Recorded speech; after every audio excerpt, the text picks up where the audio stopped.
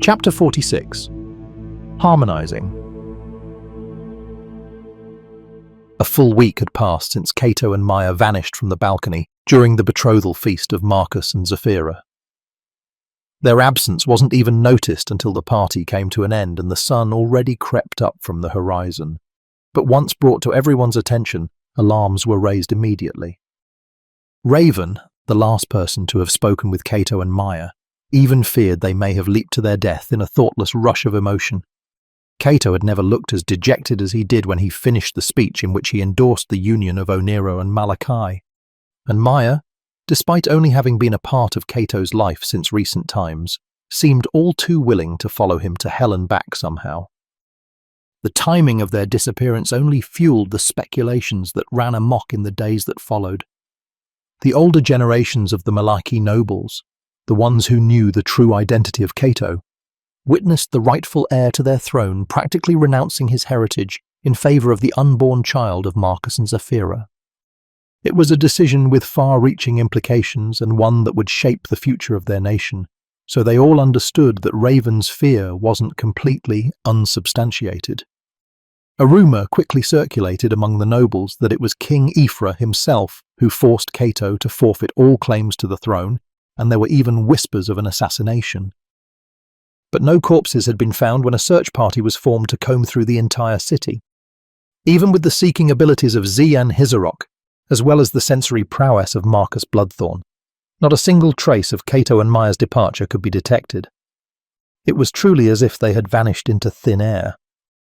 Damir Ozok, the head inquisitor of Malachi, speculated that perhaps they had been abducted by agents of Cain Everlong, but that notion was immediately dismissed by Lord Zian, who guaranteed that any unwanted visitors at the feast would have been noticed by him. It was only when Rain asked Marcus about the auric techniques of his sister that they even entertained that option as a possibility. Marcus was ashamed to admit that he didn't understand Maya's abilities to the full extent, but acknowledged that she was known to have been unfindable before. Sometimes she would even disappear for days. And so, everyone went along with Rain's theory that Cato and Maya most likely retreated to a place solely accessible by Maya, if only to put their minds at ease. What else could they do? There were no leads to follow up on. They could only wait for Cato and Maya to return of their own volition. Many notable individuals complimented Rain for her keen mind, and some even made inquiries about her interest in an apprenticeship. Salavor Inkarok and Ramses Lobodok almost threw fists at each other in an argument about who would be better suited to be her mentor. Rain, however, politely rejected them both, as she was still under the tutelage of Jada Graveheart, and strongly determined to uphold the vows she once made until she was properly dismissed by her master. The display of loyalty subsequently piqued the interest of Noel Navatsi, one of the two emissaries who came over from Aspira to accompany the Malachi envoy to the coronation of Jackdaw Blackshaw and Willow Whiteshade. But her interest was of a different nature entirely. Rain was introduced to Noel when they were seated at the same table during the betrothal feast, and without realizing, spent the majority of the evening talking and laughing with her. From the very first moment she became mesmerized by Noel's easygoing charm, never having met anyone quite like her before. From the blood-red hair, of which was said to be a mark of the royal family that once ruled Ludor before the Great War, to the mechanical limb of copper and titanium that replaced her left arm, earning her the unflattering, though intimidating, moniker, the Machine. Noel Navatsi walked around with an appearance that captivated anyone wherever she went. And for someone like Noel, who had crossed the realm many times over, met countless fascinating people, and garnered a multitude of accolades in the process, to be interested in someone as insignificant as Rain underlined how special the young blonde truly was. They spent the past few days together, and Raven never noticed anything strange about their mutual geniality until his sister plucked her short, curly red hair from her teeth one morning. He wasn't upset that they were having fun together. Rain was a grown woman who had the right to search for happiness in any way she saw fit. He was, however, upset about the fact that seemingly everyone suddenly managed to find some form of romance in the strangest places. Everyone, except for him. Doubt crept into his mind, and as had been the case for as long as his memory permitted him to remember, He began to wonder if his appearance had anything to do with it. Of course, those who were close to Raven knew that he was kind-hearted, quick-witted, and naturally talented at almost anything he did. But those unfamiliar with him usually only saw the colour of his skin. He couldn't blame them. After all, there was no denying that he was indeed an oddity in Aidin. His skin colour was many shades darker than anyone he had ever met before. His complexion was so unique that he always figured it must have been some kind of genetic deviation, not once thinking of the possibility that he may have come from a place outside of Aidin. And now there was someone else who looked just like him. Someone who did somehow get accepted by the very same people that spat him out growing up in Ambria. Despite all he had heard, he was eager to meet Jackdaw Blackshaw for himself. He had to know the truth. His mind had been solely occupied with the upcoming journey, and he grew nervous thinking about returning to the nation that had once been his home. So much had happened since he left Moralis 6 years ago and made the decision to follow Cato all the way to Serenity Hills. He was given a new place to call home, received training that was up to par with the teachings of Ethelwomb, and granted the opportunity to travel the realm. He owed everything to Cato, but still couldn't help feeling that right now he had been abandoned. He was about to embark on the most important quest of his life, and Cato, his mentor and brother, wasn't around to offer him advice, or even to say goodbye, and there was no telling if or when he would ever see him again. Everything depended on his audience with Jackdaw Blackshaw and what he might learn from that meeting, if anything at all. But even if he learned nothing from it, could he really return to Serenity Hills and call it his home, pretending that everything remained exactly as it was? Being called Lubora was already enough to send his thoughts into utter disarray, so he could only imagine that any additional information regarding his ancestry would have the exact same effect. One way or another, he knew that he wouldn't be the same person anymore once his dealings in Moralis were finished. In one of the rare moments Raven got to speak with King Aethra in private, he was told to be careful of Jackdaw's cunning, something that Cato warned him about as well. But the old king had a different reason to distrust the soon-to-be king of Moralis, and for the highest authority of a nation to express his disdain so openly brought Raven a chill that froze him to the core. Aethra told him the story of a man with skin as dark as a moonless night named Sobek, who travelled from afar a couple of years ago to seek help saving his home nation, Wudan, from internal conflicts. The king rejected the request and assumed that Sobek had left Aidin afterward. But less than a year later, the very same man popped up in the royal court of Vicaris as an advisor to Queen Rosa and adopted the name of Jackdaw Blackshaw. And anyone, let alone an outsider, who managed to rise through the ranks so rapidly was never to be trusted. Raven reacted in shock, hearing a name that was so eerily similar to the one he was born with.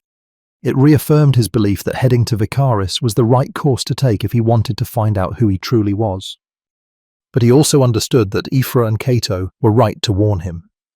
Jackdaw Blackshaw was a dangerous man who wouldn't think twice about sacrificing 220 people. And for what, exactly? He realized how fortunate they were to have escaped Doriva with only a few minor injuries. Had he or Rain used their aura when they captured the long-haired Baldy, called Cast Yellowtail according to Cato, things would have been a whole lot messier. And if anything had happened to his beloved sister, he would be the first in line to rip out Jackdaw's throat. He felt his agitation rising, reliving the nightmare that was Doriva while preparing his chestnut stallion for the 2-week journey to Vicaris. He was so deeply absorbed in thought, he didn't even notice that 2 people had entered the stable in the meantime and were standing just inches behind him. Not even the spontaneous ruckus of cheers and celebrations that had been going on in the streets for the past quarter hour managed to catch his attention. But suddenly, he felt a hand on his shoulder that whipped him out of his reverie. Startled by the surprise of the touch, he immediately reached for the dagger on his belt and turned around with murderous intentions, somehow expecting to see the face of Jackdaw. I know, you have every reason to be upset with me. The fault is completely mine. I got lost in time and space, or something. Raven flinched and slowly loosened his grip on the hilt. The belligerence ebbed away from his mind, but he could barely believe the image his eyes were showing him. Kay? Lady Maya? He dropped his dagger to the cold stone floor with a clang and burst into a stupefied laughter. At first, it looked like he was raising his arm for an embrace, but then hurled his knuckles into Cato's jaw. You son of a bitch, I thought you died! And you! He turned to Maya with the same intensity in his eyes, but never thought to lay a finger on her. You could have said something when you went after him! I've been worried sick! Maya recoiled and answered only with a sheepish grin. She looked prepared to dodge any strikes that might still inadvertently fly her way. Cato was clutching his face in pain and unleashing a salvo of Malaki expletives through his fingers. Why the hell would you even think I died? His words were accompanied with a muffled clicking every time he moved his chin. Why? Raven huffed and groaned, but gradually softened his stance until he seemed completely calmed down, vulnerable even. Because you looked downright suicidal when I last saw you. Well, I'm fine now. Yeah, good for you. Raven snapped back, but realized that it came out much harsher than intended. He took a deep breath and put his hand on Cato's shoulder. I mean it. You really do seem a lot livelier. Cato shifted his jaw back and forth to the sound of pops and clicks. Look, I really feel bad about leaving so sudden. You can blame me for that. Maya quickly interjected with an apologetic chuckle. I know how much this journey means to you. Maya may have taken me away and you should definitely blame her for that, but it was my own selfishness that stretched the duration of our absence. It's fine. Raven snorted and went back to Chester to finish his preparations. You had your own tribulations to deal with. I'm just glad you're safe and we get the chance to say our goodbyes. Cato grabbed Raven by the elbow and turned him around. It's not fine at all. I know you are very considerate, but you cannot let that overshadow your self-worth. I've done you wrong by staying away for so long, and I am truly sorry. I should have been here to lend you support. A bit of advice would have been nice. Raven sulked. Advice? Cato chuckled and clasped Raven by the back of the neck. I am pretty sure that I have come to you for counsel more than the other way around these past few months. My only advice to you would be to believe in yourself. You have become such a formidable person, but you are too humble to acknowledge your own growth. If you see what I see, what I've always seen, you would know that your ceiling is far beyond the stars. All you have to do is follow your heart and trust your judgment. Know that I am honored you have accepted me as your brother, Raven. No matter what happens after your audience with Jackdaw Blackshaw, remember that you always have a home in Serenity Hills where you will be welcomed with open arms. Raven was taken aback by the sudden praise of his character and felt a heavy boulder obstructing his throat. But he was even more surprised by the lack of spite in Cato's voice when mentioning Jackdaw Blackshaw's name. Kay, He said quietly. I have no plans to leave. Then I'm only saying this just in case, Raven. You, me, and Rain, we will always be family, no matter where we are or how many lifetimes have passed. Now, whatever you decide to do once you gain sight of your next destination, make sure you walk that path with your head held high. Raven nodded and turned back to Chester while wiping his cheeks. Speaking of Rain, does she know you have returned? She was the one who told us where to find you. Maya said and started giggling. Did you know that she and Lady Noel? Yeah. Raven said, awkwardly clearing his throat. Anyway, where have you two been all this time? Not even your brother and Lord Zian were able to find you. Drifting between sunrise and sunset. Maya answered in a sing-song and gently swayed around with her eyes closed like a leaf in the wind. Right. Raven pointed at the hair that fell to Cato's shoulders like a curtain and only just now noticed how the ebony was decorated with 3 silver streaks like a claw mark. You disappeared 7 days ago, but look like you have been marooned for months.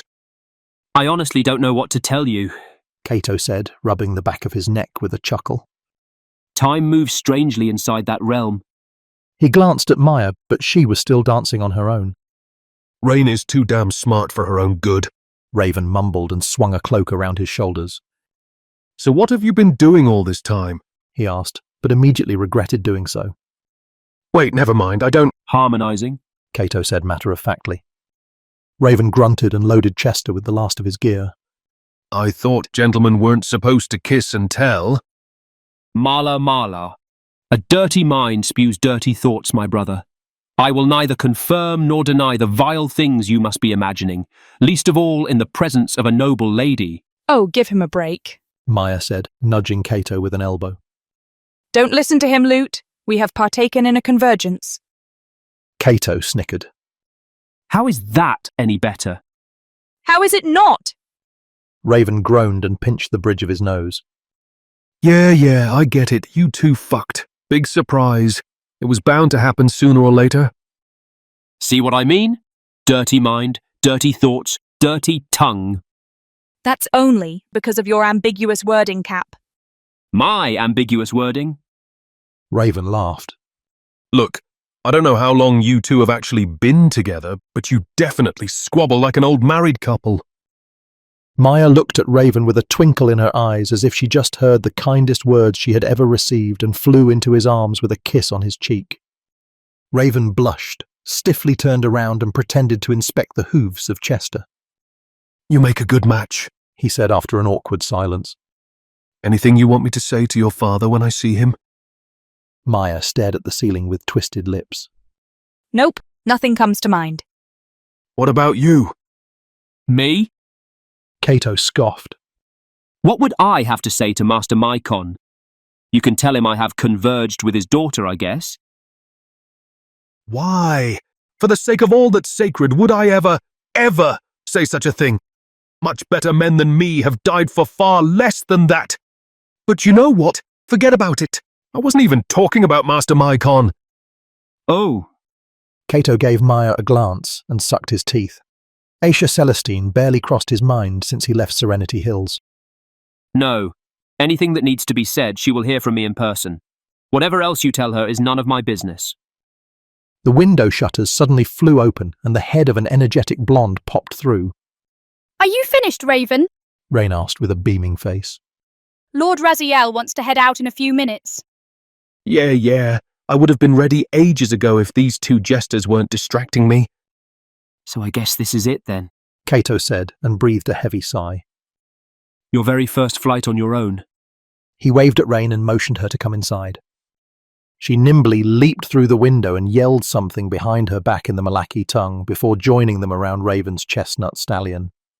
What's up, big brother? Cato grinned and put his arm around Rain's shoulder. You really seem to have blossomed since we left Serenity Hills, Sunshine. Maybe we should think about training you as an emissary when we all return home. Her eyes lit up and she squealed in excitement. Do you really think that's possible?